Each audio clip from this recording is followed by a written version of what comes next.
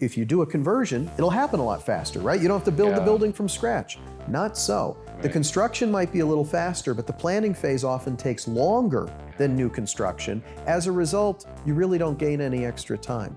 Conversions are hard to do. A lot of the owners of these buildings, they're highly leveraged. They're trying to pay off mortgages. They can't take on more loans on top of that in order to do the conversion. The ones who are doing the conversions are often the ones who are free and clear of debt. And there aren't that many of those owners out there. This is Maestro Minute, the show that discusses all things real estate, sharing interviews with the most successful people in the industry. Hear from their perspective and what they are doing to achieve success. Get exclusive tips on how you can also succeed in real estate. Maestro Minute is brought to you by Maestro Development. Here's your host, Nareg Muradian. I feel like there is a pent-up demand that's building, and they're waiting for rates to be addressed, especially in real estate, right? Yeah.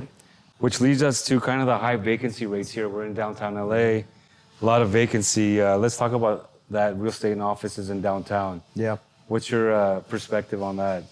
It's a terrible market. There's no question about it.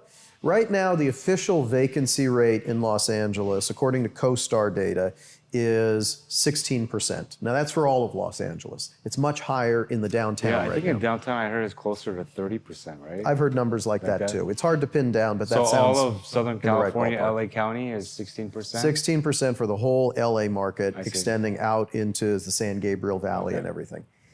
But there's big differences between the submarkets. So you're hearing numbers like 30% in downtown. I think that's a reasonable estimate. What I'm hearing from brokers out in the San Gabriel Valley and out in the Inland Empire is that vacancy rates are super low, that those offices are still being used. Maybe it's because those offices are closer to people's work, so they don't have to do the commute. And here, if they're only coming in once or twice a week and they're now able to work from home, why come in as often as you used to? And so these ones are empty more often. So there's big differences. When we hear about an office crisis, some areas are in crisis and some areas are not. It's not like the entire portfolio of offices are going to get dumped in the next year. There's been a concern that a lot of banks, especially small to medium-sized regional banks, have portfolios that are heavily concentrated with offices, and that's going to cause some kind of a crisis.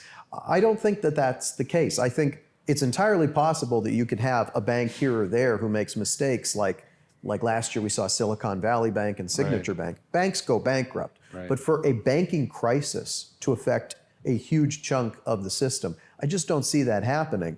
Part of it is because I think that offices will rebound over the next couple of years, and part of it is because not all offices are underwater. I thought I would be seeing more of this, and it hasn't really happened a lot, are the office conversions, the different types of products, right? What is your feedback on that? It's so much harder than most people realize. You know, you have an engineering background. You know better than most how hard it is to do these kinds of conversions. So first of all, you've got very different kinds of office properties out there. The older buildings were built very different than the newer buildings. And for anybody out there who's been in a modern office building, what you would picture is you step out of the elevator and you see a big open floor filled with cubicles, right? And then along the walls, the exterior walls, you just see big glass, right? Big glass windows, letting lots of light in. Very nice. That's not the way that we built office buildings 50 or 100 years ago. Go watch some old black and white movies and see what the offices look like in an old film noir movie, right? They were much more compartmentalized. They were smaller footprints. They often had a light well down the middle of the building because they didn't have a lighting system that could easily light everything, so they needed natural light, and that meant you needed more window surfaces. Those older buildings are easier to convert, because when you want to convert a building into apartments, you need more natural light. Most cities in their building codes say that you need at least one operable window per apartment. And it's helpful to have it compartmentalized already like that. You also need to completely restructure the plumbing in an office building. If you've got that big office floor plate that's all cubicles, how many bathrooms are there on that floor? One set of bathrooms, right? It's probably somewhere in the hallway near the elevator, and everybody uses that. But if we want to compartmentalize that and turn it into multiple apartments, we now need to run pipes through the whole building for all those different units. So when you run the math, you find that converting newer office buildings to apartments is extremely difficult and expensive. And that's not even getting into the legal and regulatory constraints that you might need to do, rezoning, getting public approval, et cetera, et cetera. I just released a new paper with the Federal Reserve Bank of Atlanta that just came out last week, where we tracked large construction projects across the country to see how long they take from the moment when the developer first says they're just planning the building all the way through construction to the end, to see, is it taking longer to build than it used to take? Does it take longer in LA than it takes in Atlanta? Stuff like that. One of the things we could do is compare new construction to conversions. One of the things that people expected is that if you do a conversion, it'll happen a lot faster, right? You don't have to build the building from scratch. Not so. The construction might be a little faster, but the planning phase often takes longer than new construction. As a result, you really don't gain any extra time. Conversions are hard to do. They are happening, but they are mostly happening what I would call the low-hanging fruit. The buildings that are easy to convert, and most of the buildings that are out there in our office stock are not easy to convert.